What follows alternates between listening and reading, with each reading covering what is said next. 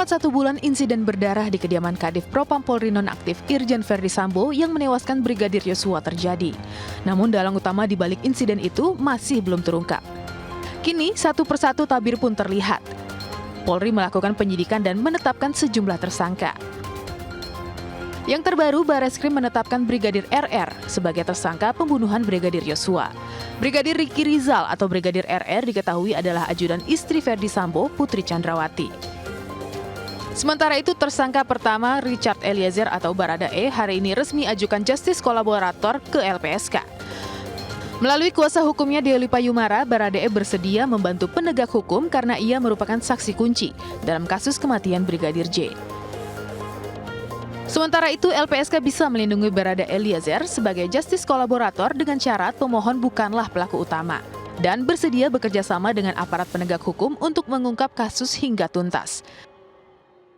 Kalau melihat pasal yang diterapkan untuk yang bersangkutan ini kan pasal 338, junto 5556 ya. Itu kan bisa diasumsikan bahwa polisi juga melihat ini bukan pelaku tunggal ini orang, ada keikutsertaan. Hanya masalahnya keikutsertaan ini dia ada di posisi mana.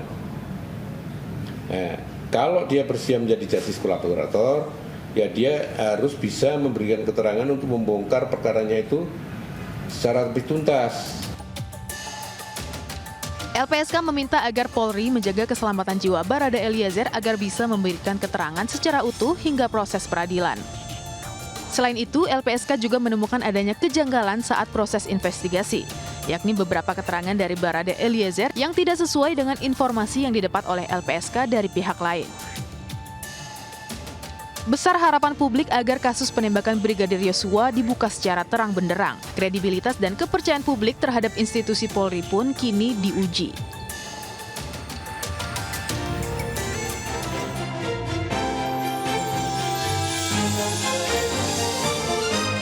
Selamat malam pemirsa, tersangka pembunuhan Brigadir Yosua Huta Barat bertambah. Selain Baradae, tersangka baru adalah ajudan istri Irjen Verdi Sambo. Satu persatu tersangka buka suara, mereka mengaku tidak bertindak sendiri. Lantas adakah tersangka lain yang justru menjadi aktor utamanya? Saya Aryo Ardi dan Anda sedang menyaksikan MNC News Prime.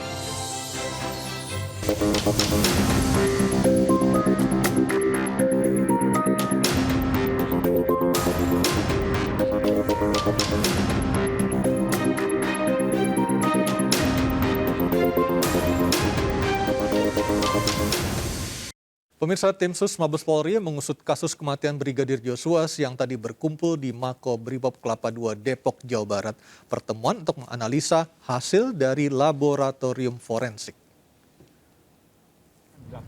Dipimpin langsung Wakapolri, seluruh tim khusus yang mengusut kematian Brigadir Yosua Huta Barat berkumpul di Makobrimob Kelapa II, Depok, Jawa Barat dengan sejumlah agenda. Tim Sus kembali memeriksa para saksi dan juga menganalisa kembali hasil penelitian dari laboratorium forensik. Semuanya teknis, ya tim Sus semuanya. Ya, tim Sus semuanya langsung dipimpin oleh Pak Kapolri, kemudian Pak Irwasum bersama tim semuanya dalam proses pendalaman. Termasuk yang di Bareskrim semuanya sama, pemeriksaan saksi dan juga menganalisa kembali hasil dari laboratorium forensik. Semua bukti nanti akan disampaikan dan akan langsung dijelaskan kepada teman-teman. Oke? Terkait kode etik ada berapa yang di... Semuanya masih berproses. Setelah Richard Eliezer atau Baradae, kasus kematian Brigadir Yosua Huta Barat memunculkan tersangka baru. Ia adalah Brigadir RR alias Brigadir Ricky Rizal. Direktur Tindak Pidana Bareskrim Polri mengatakan sudah punya bukti yang cukup untuk menetapkan Brigadir RR sebagai tersangka.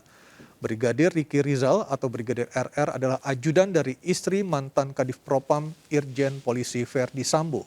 Ia dijerat pasal pembunuhan berencana, yakni pasal 340 KUHP subsidiar pasal 338 jungto pasal 55 dan pasal 56 KUHP tentang pembunuhan berencana.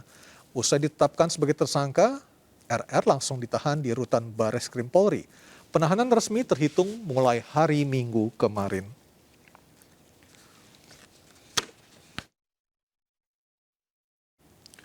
Sementara itu pemirsa, Menko Polhukam Mahfud MD siang tadi menyebutkan tersangka kasus pembunuhan Brigadir Nofriansyah Yosua Huta Barat sudah berjumlah 3 orang. Meskipun begitu, Mahfud tidak menyebutkan siapa tersangka ketiga yang dimaksudnya. Keterangan 3 tersangka yang disampaikan Mahfud MD ini berbeda dengan yang diumumkan Mabes Polri. Sebab saat ini polisi baru menetapkan 2 tersangka, yakni Barada Richard Eliezer dan Brigadir Ricky Rizal. Mahfud mengatakan penanganan kasus kematian Brigadir J harus memang dilakukan secara berhati-hati. Mahfud pun menyebutkan kasus Brigadir Yosua Huta Barat kini sudah menemukan titik terang.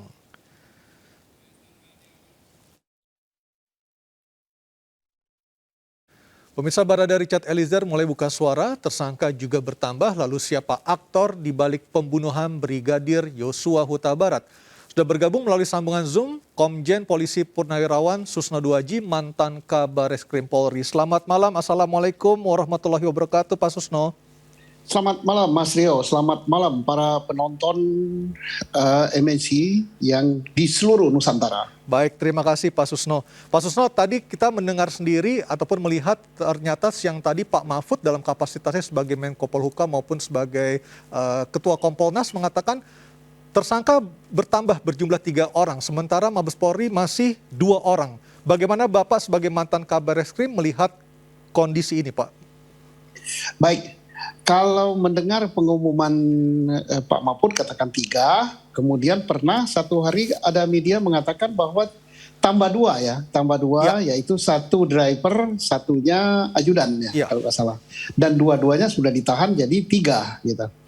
Ya, tapi kita tunggu aja pengumuman resmi dari Bareskrim Polri. Tetapi akan tambah terus ini. Kenapa tambah terus? Karena tersangka pertama itu ada pasal 55 dan pasal 56. Tersangka kedua juga dikenakan 55, 56. Hanya yang kedua ini 340 pembunuhan berencana. Tersangka Barada E dia kena 338, dia pembunuhan yang tidak dipakai rencana. Baik. Tetapi melihat konstruksi pasal ini berarti masih akan ada lagi. Karena itu tidak bisa berdiri sendiri. Pasal 55 itu harus ada siapa lagi, apakah dia otaknya, apakah akan bertambah eksekutor atau akan bertambah orang turut serta. Baik. Ya mudah-mudahan ke depan bertambah otaknya gitu. Pak Susno, kalau Siapa? kita melihat rekonstruksi ataupun konstruksi pasal yang ditetapkan untuk para tersangka yang telah diumumkan oleh Mabes Polri, ada pasal 55 yaitu soal keikutsertaan, pasal 56 pembiaran, dan pasal 340 pembunuhan berencana. Artinya secara mapping konstruksi kasus ini sudah mengerucut untuk menuju 1 atau 2 nama sebagai otak dari pelaku kejahatan ini. Seperti itu kah? Ya, pasal 55 ayat 1 itu menyangkut orang yang menyuruh melakukan otaknya ya, kemudian orang yang melakukan atau turut serta melakukan. Jadi, nah apakah mungkin akan terungkap? Ya sangat mungkin, karena Barada E hari ini kalau tidak salah diantar oleh advokatnya menghadap LPSK, dia siap untuk menjadi justice kolaborator. Artinya pelaku yang siap bekerja sama untuk membongkar siapa pelaku utama kasus ini. Dan akan berterus terang, tidak berbohong, bagaimana konstruksi kasusnya. Nah, artinya ini bagus sekali.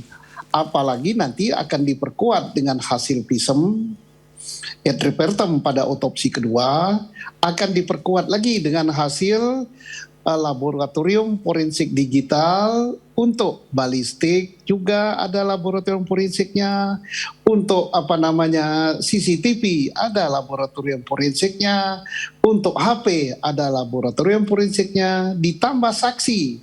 Ibu Putri kan sudah siap menjadi saksi, itu saksi utama juga.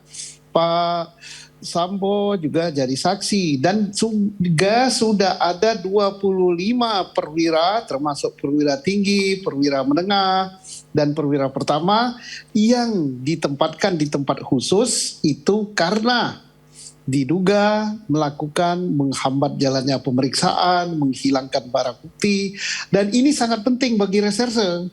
Nantinya pentingnya apa? Hasil pemeriksaan Itsus itu terkait dengan pelanggaran provinsi ini akan ketahuan mengapa mereka yang pangkatnya tinggi sampai jenderal, pamen dan sebagainya kok berbuat menghilangkan alat bukti atau barang bukti, untuk apa, sengaja apa tidak. Nah, ini akan terlihat semua. Ya. Ini pintu gerbang untuk masuk mencari siapa otaknya gitu. Pak Susno sebagai orang yang sangat memahami dunia reserse di mana Pak Susno dibesarkan dengan jabatan terakhir sebagai Kabar Eskrim, untuk mencabut BAP sebenarnya adalah hal yang biasa, tetapi bagaimana memastikan agar Barada Richard Eliezer ini bisa memberikan keterangan yang sejujur-jujurnya untuk kasus ini agar terang benderang untuk menentukan ataupun mendapatkan siapa otak sesungguhnya dari pelaku kejahatan ini, Pak Susno? Ya, seorang reserse menerima pengakuan atau menerima keterangan baik dari saksi atau tersangka kan tidak begitu saja diterima. Misalnya Barada E menarik keterangan atau BAP pertama dan dia membuat BAP kedua, pengakuan kedua atau kesaksian kedua, itu akan dicocokkan dengan alat bukti yang lain. Misalnya, oh saya nembak hanya sekian kali, nanti akan dilihat berapa sih lubangnya. Kan nanti ada hasil pemeriksaan dokter forensik. Misalnya saya menembak 5 atau 4 atau 3 dari jarak sekian. Nanti hasil laboratorium forensiknya yang dituangkan di dalam visum et repertum maupun yang dituangkan di dalam hasil uji balistik dari laboratorium forensik balistik itu akan berbicara cocok nggak keterangannya. Kalau nggak cocok dia berbohong. Tapi saya yakin bahwa kemarin mungkin dia tertekan, sebagaimana Pak Mahfud Menko Polhukam selaku Ketua Kompolnas nyatakan ada hambatan psiko karena terkaitan dengan pangkat, jabatan, dan itu semua kan sudah dicopot semua. Ya. Jabatannya udah dicopot, kemudian sehingga dia tidak perlu lagi ragu. Kemudian tinggal satu lagi, hambatan politis ya Pak Mahfud lah yang tahu. Mungkin nanti kalau hambatan politis ini ya mungkin Komisi 3 lah yang membawahi Polri yang akan dengar pendapat dengan Polri. Baik, Pak Susno, kita akan nanti bahas lebih lanjut lagi mengenai psikohierarkis dan juga psikopolitis nanti seperti apa dampaknya pada kasus ini. Kita akan kembali lagi pemirsa, tetaplah bersama kami di MNC News Prime.